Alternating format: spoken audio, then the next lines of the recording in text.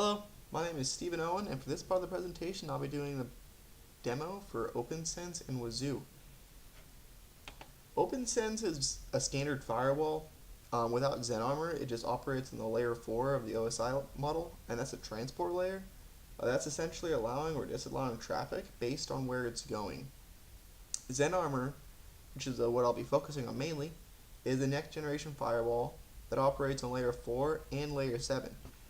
Layer 7 is being the application layer, and what's going on there is known as deep packet inspection, where the content, or whatever is coming through, is inspected rather than just where it's going. So I'll go ahead and show you that. I'll head over to the XenArmor tab.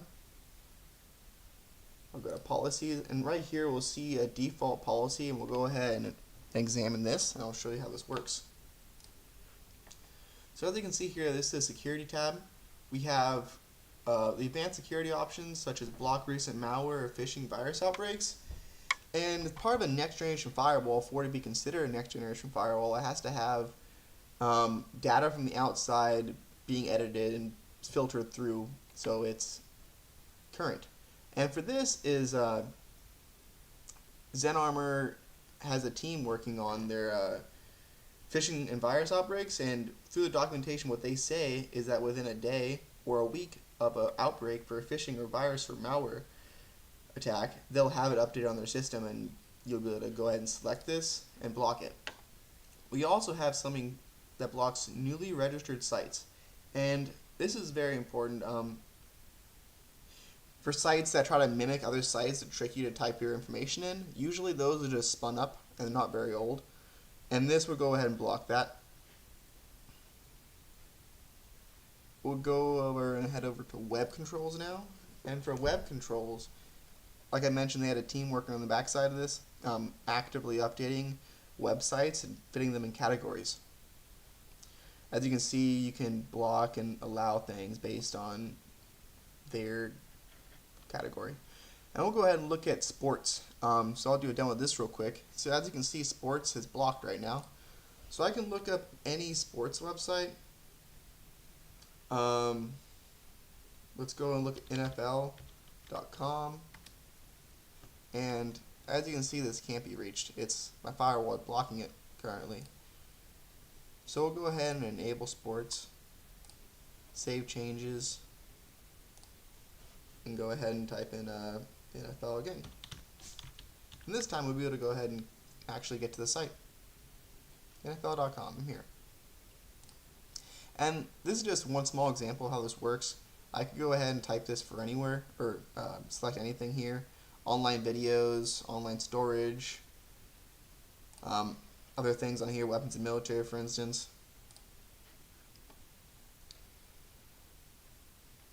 And with this, we have exclusions to where, say you wanted to disallow all sports channels, but you wanted your employees or whoever you were on your internal network to be able to access NFL.com. So you'd go NFL.com, you'd add it to the whitelist. As you can see, NFL.com is there. Their web controls, sports is disabled, right? And we'll be able to go to NFL.com because it's whitelisted.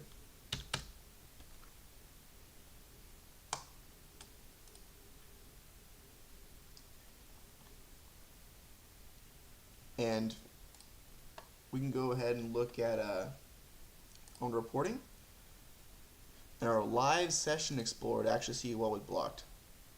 As you can see, we got a lot of blocked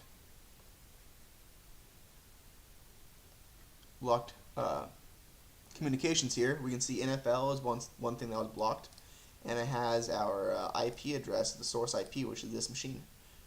So it's useful if you want to drill down on exactly what was blocked and who was searching it. It also has the time. And with that, I'll go ahead and move on to Wazoo. And Wazoo, like I was mentioning before, is an open source system. It's a SIEM, so System Information Event Management. It's for parsing through information to look through for alerts and potential viruses and impacts. And for this one, we'll go look at the class Ubuntu, which is a Ubuntu machine that we had for our boot camp. I'll go ahead and adjust this data I have a bunch of sample data loaded so we can stuff to parse through. And this is the dashboard of everything that the system covers. A quick review on this: we have MITRE, which is like an attack network that shows you the attack vectors. We have a compliance dashboard, and this one's looking at PCI DSS that deals with credit card information. We have GDPR, deals with European citizens and their special rights, and HIPAA. And to drill down on these a little farther, we can go ahead and we'll start with this. We'll go to security events, and we can go ahead and see all these security events that happen. This is when the sample data was loaded. As you can see, it was a short time frame. Everything since then is with me using the system in normal operations. These are the triggers. Failed attempt to run sudo. This is me running a test to make sure my triggers are working correctly.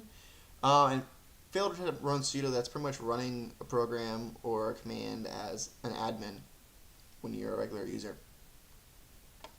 And that was blocked because I intentionally typed the wrong password in, so had an alert.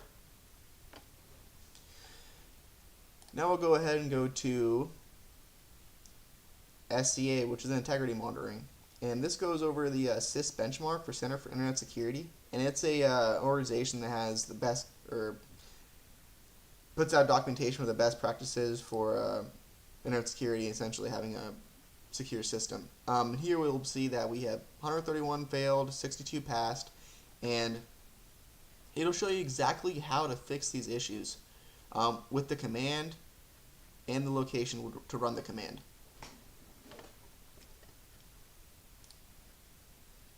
I have vulnerability, which is very similar, except it shows you the vulnerability based on their severity level and the CVE associated with it. And CVE is basically like a documentation for a vulnerability. And the first code, CVE 2019, means it was discovered in 2019. And now we'll go over, as you can see, we have a lot of critical vulnerabilities in the system. It wasn't made to be hardened. So if we were to harden the system, we'd have to research these and fix these issues. And for MITRE attack, like I mentioned before, it shows you the attack vectors. And again, as you can see, this is the sample data that was loaded.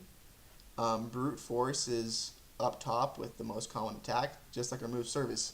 And brute force is pretty much essentially what it is somebody guessing your password. And remove services is somebody deleting stuff on your computer. And now we'll go over to the regulatory compliance. We'll go to GDPR. It's quite important. Fines for this can range from a low level of $10 million to 4% of a firm's annual revenue, which is huge, and that's for a low level violation.